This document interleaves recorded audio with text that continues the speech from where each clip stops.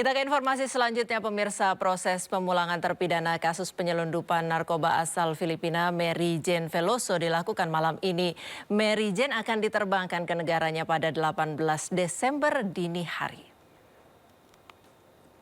Berdasarkan keterangan Kemenkumham Inpas, Mary Jane akan meninggalkan Lembaga Pemasyarakatan Pondok Bambu, Jakarta Timur pukul 6 sore hari ini. Ia kemudian akan diterbangkan ke Filipina pukul 00.05 esok hari melalui Bandara Soekarno-Hatta, Tangerang, Banten.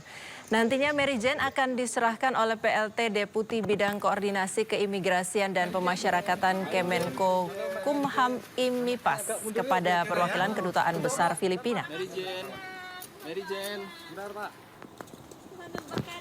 Mary Jane, ada pesan untuk Romo Kisar? Komisi 3 DPR RI menyoroti kasus penganiayaan seorang karyawan toko roti di Jakarta Timur dengan mengadakan rapat dengar pendapat mengundang Kombes Pol Nicholas Ari selaku Kapolres Jakarta Timur. Penanganan Kapolres Jakarta Timur dinilai terlalu lama karena mandek hingga 2 bulan. Rapat dengar pendapat diadakan Selasa siang dengan agenda mendengarkan penjelasan Kapolres Jakarta Timur dan korban Dwi Ayu Darmawati terkait kasus penganiayaan yang dilakukan oleh bos toko roti di kawasan Jakarta Timur.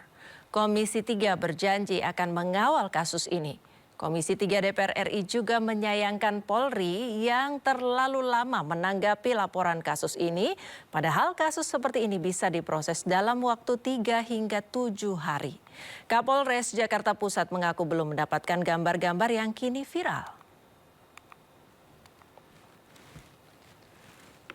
Kalau memang ada bukti yang seperti viral ini, kasus ini kan cepat.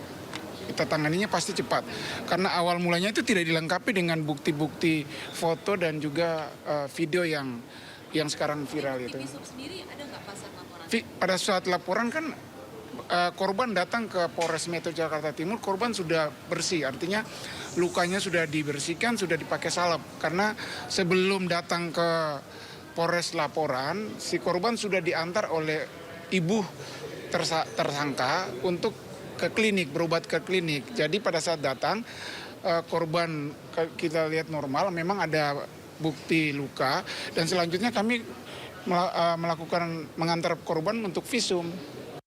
Mbak Ayu ini ya, yang terpenting sebetulnya satu, status kejiwaan orang ini. Jangan sampai ya ada upaya-upaya untuk membebaskan tersangka dengan dalih kesehatan mentalnya ya. Karena dia kan bisa beraktivitas, artinya dia bisa bertanggung jawab secara hukum, ya. Dia bisa mempertanggungjawabkan perbuatannya secara hukum. Kami akan kawal terus, bahkan tim sekretariat nanti akan hadir dalam persidangan, ya, memantau persidangan ini, ya, dan kami akan koordinasi juga dengan Kejaksaan, ya, Jakarta Timur untuk memastikan pelaku dituntut berat, ya. Karena saya pikir berulang ya Mbak Ayu ya, peristiwanya ya. Selain Kapolres Jakarta Timur, Komisi 3 DPR RI juga mendengarkan keterangan korban yang diduga dianiaya anak bos toko roti di kawasan Cakung, Jakarta Timur. Dalam kesempatan ini korban menyebut jika pelaku melakukan penganiayaan berkali-kali. Pelaku dari luar masuk ke dalam toko, terus duduk di sofa, terus dia mesen GoFood. Setelah abang GoFoodnya datang, di situ dia nyuruh saya nganterin makanannya ke kamar pribadinya. Terus di situ saya nolak karena di situ bukan tugas saya juga, makanya saya nolak. Ada hal lain juga dari sebelum kejadian ini, dia juga pernah ngatain saya miskin, babu. Terus dia juga sempat ngomong orang miskin kayak lu nggak bisa masukin gue ke penjara, gue nih kebal hukum. Dia sempat ngomong kayak gitu. Terus saya di situ mau resign, tapi ditahan sama adiknya si pelaku. Akhirnya saya dan karyawan yang lain minta untuk bikin perjanjian kalau saya nggak mau ngantri makanan si pelaku lagi. Dari situ saya nolak.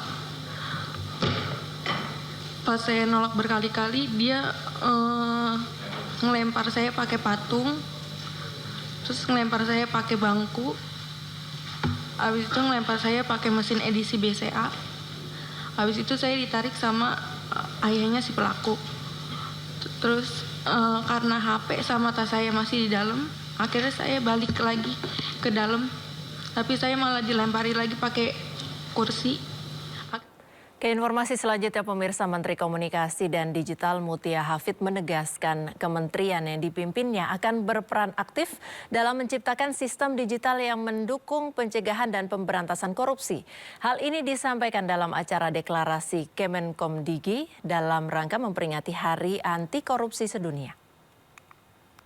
Cita-cita ketujuh, Presiden menegaskan perlunya memperkuat reformasi politik, hukum, dan birokrasi, serta menegaskan pencegahan dan juga pemberantasan korupsi dan narkoba sebagai prioritas nasional. Dalam pidato pelantikan pertamanya, Bapak Presiden menegaskan pesan penting bahwa kita harus berani menghadapi dan memberantas korupsi dengan perbaikan sistem, dengan penegakan hukum yang tegas, dengan digitalisasi.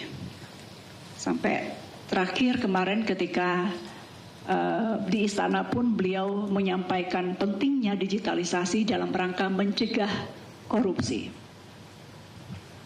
Sebagai bagian dari pemerintah, Kementerian Komunikasi dan Digital tentu memegang peran sentral dalam membangun sistem digital yang mendukung pencegahan korupsi. Transformasi digital bukan hanya alat modernisasi, tapi juga senjata yang ampuh dalam memberantas korupsi. Transformasi digital harus menjadi alat untuk memperkuat integritas dan keterbukaan.